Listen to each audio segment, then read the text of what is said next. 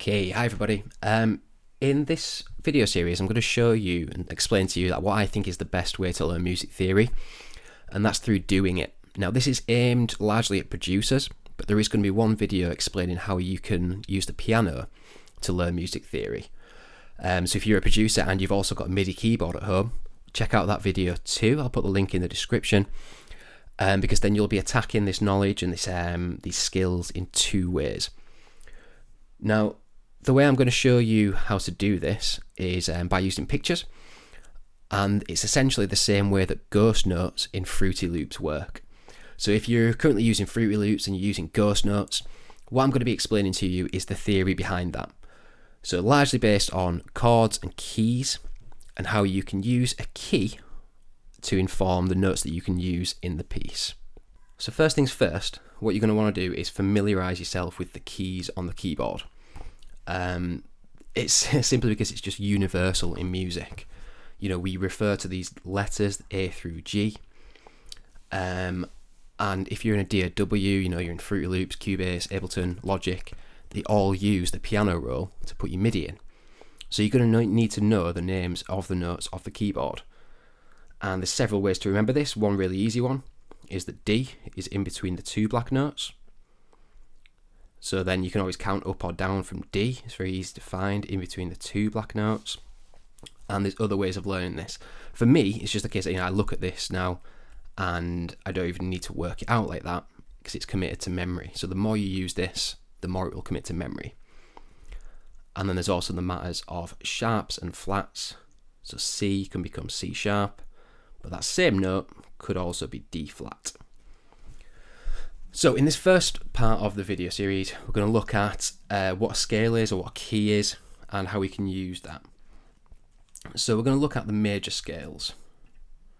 So starting with C major scale. Now all a scale is, or a key, is an arrangement of notes and a group of notes that are going to sound good together.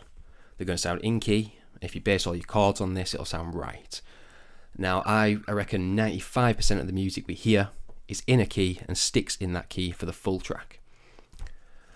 So there's 12 different scales, because there's 12 different notes on the piano, but all major scales sound like do, re, mi, fa, sol, la, ti, do. So do, re, mi, fa, sol, la, ti, do. I don't know what note that started on, but it doesn't matter. That was a major scale. So as we move through these, there'll be different arrangements of notes and they'll have different sharps and flats in. And the reason for this is that they are arranged in the same way. So for instance, if we look at the distance between the top two notes, as it returns back to C in this case, there is one semitone between that. So a semitone is the next available note. So for instance, there's a semitone between B and C there. There's a semitone between E and F there. The distances between all of the other notes are tones, or two semitones. So we've got tone, tone, semitone, tone, tone, tone, semitone. Now some music teachers will teach you to try and memorise a major scale that way, going through it tone, tone, semitone, tone, tone, tone, semitone. And it was about 8 years into my musical life, that I even considered that as a viable option. I don't think it is. I think it's too much memory. So what we're going to do when we're producing is literally have a picture of the scale open, and you can only use the notes that are labelled. So as these move through the different scales, in order to create the same patterns, we're going to have different sharps and flats. So we look at G major, which is largely similar to C. There's just this one note at the top that has to change. So it gains an F sharp in order for there to still be that semitone difference between the 7th note and the 8th or 1st note. And then if we move to D major, we'll see the same thing. It keeps that F sharp, and then as we move through, it needs a semitone between the C sharp or the 7th and the 8th or 1st. So you've heard me use numbers a couple of times there. There will always be 7 different notes within a scale, and there will be one of each letter.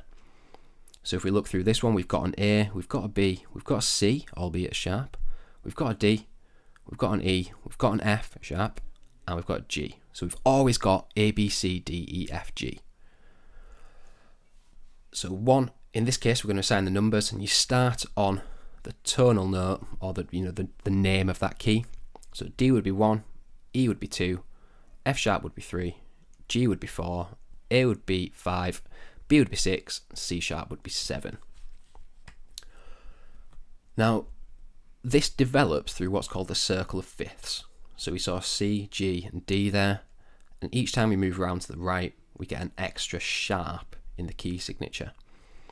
Now, don't worry if you don't understand music notation or staff notation.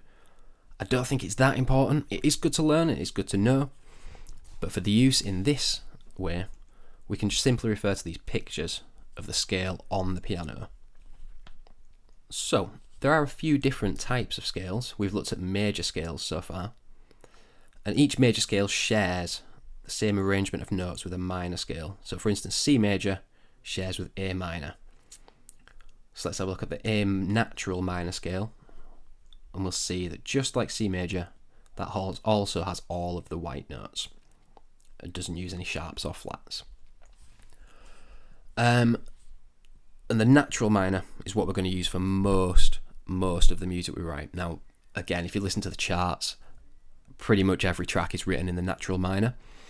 Most producers tend to favour using the minor scale because it just sounds a little bit deeper and darker. It's very easy to write something cheesy if you're using the major scale. So there's the natural minor, that's the one we're going to use most of the time. But I'm going to make you aware, for when you get these pictures, if you see something that's what's called the harmonic minor, or what's called the melodic minor, probably stay away from them. They're not going to sound as sort of normal to you. Some of the chords are going to stand out as a little bit obscure, and that's just because of what our ears are used to hearing. So the natural minor is what we're going to use most of the time. So what I'd recommend as we put this into practice is to always have this picture open. So you can just keep it in the corner of your screen, or you can take a screenshot of it and have that open. And then when you're working within your DAW, you can just shrink the window in a little bit so that you can see all of the notes that you're allowed to use. So we'll see you in the next video to put this into practice.